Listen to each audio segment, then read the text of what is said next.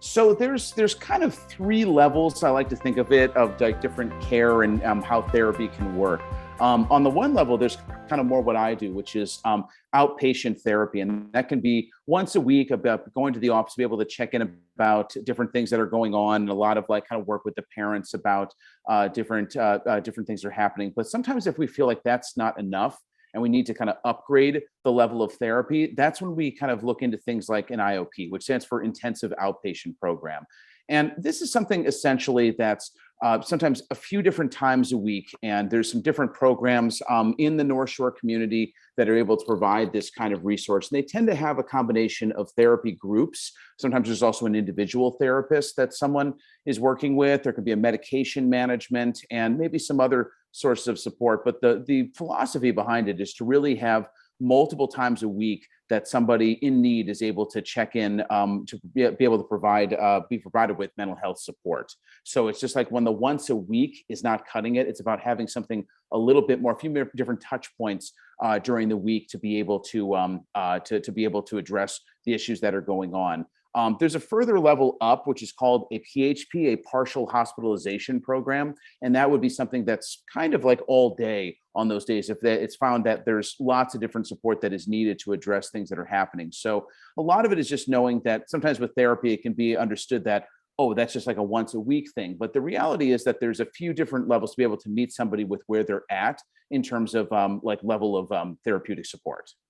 And an IOP is a great way to just mobilize that and just be able to go to a spot to really be able to learn and kind of get real about what's going on. I think my whole thing with therapy is my sort of catchphrase for that is that in sort of the stage or performance of life is that that's where you go backstage and you can take the costume off and you can actually just talk about what's really happening.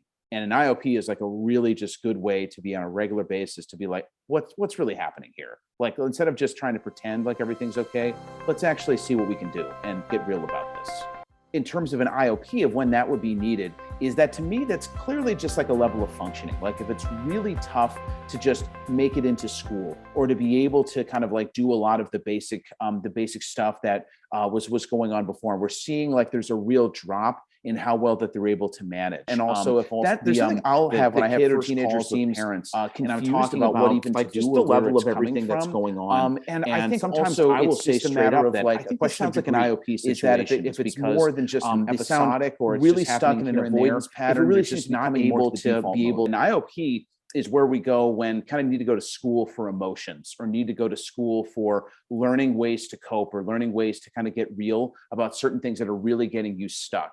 So getting stuck, I sometimes joke that I'm an unstuckologist, that's kind of really my profession. I feel that if the meeting once or twice and having a couple touch points aren't enough to really get things kind of unstuck or to learn how to manage what's going on, that sometimes we can get overwhelmed or there can be a lot. And being able to pause from our usual routine to go to a place where it's not scary, it's very welcoming and warm and accepting, and being able to connect with others to get real about issues, to be able to have them be better.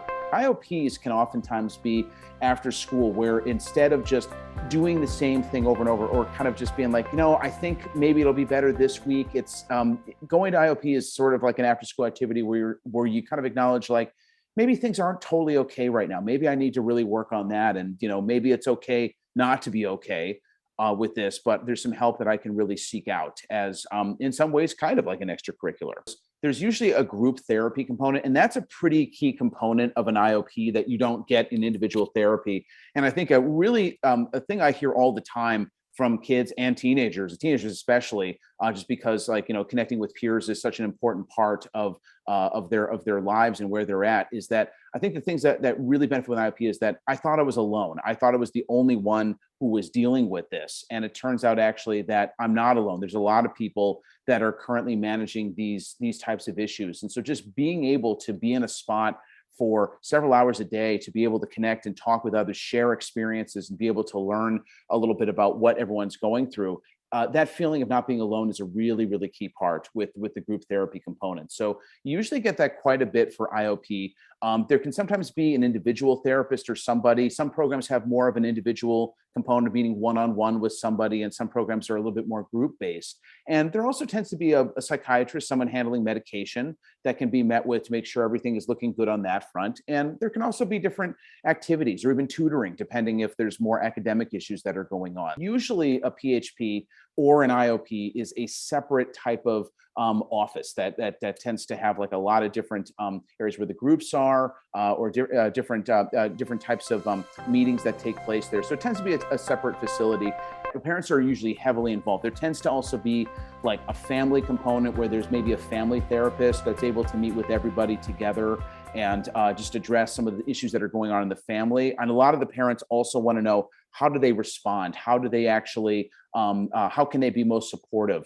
Especially when it comes to anxiety, if that's part of the picture, is that a lot of the usual stuff that parents go to of just saying like, it's going to be okay, or, it's let's just try to work on this together. Sometimes that might not work so well with anxiety. So being able to address the parenting strategies and component of what parents can do most effectively, that's a huge part of IOP as well, because I think it's almost like a package deal, is that there's a lot of individual support. There's the group stuff that I mentioned before, but it's also having the parents feel that they're also supported and they're expanding their skill set so they know how to respond to things too. This does feel overwhelming, and this is just like, where do I even begin with this? And I think all of the stuff that's triggered for parents about also, did I make a mistake? Like, is there something I did that results in like an IOP placement? And the answer is no. Like, this is not something that it's like because of something you did that needs to happen. It's just like how you would think for any kind of a doctor visit. Like sometimes if there's I don't know, like a digestive issue or something that's going on, is that's not anybody's fault.